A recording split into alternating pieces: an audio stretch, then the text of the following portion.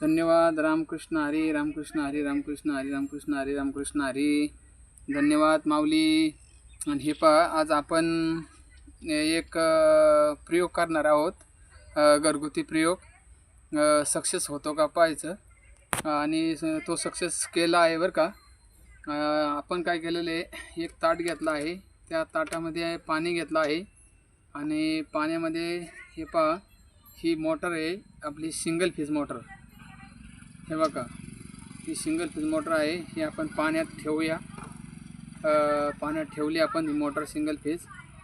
आणि त्यानंतर हो का, ही वायर आलेली आहे आणि ही आर्थिंग आहे आणि ही मेन आहे आणि ही बॅटरी आहे.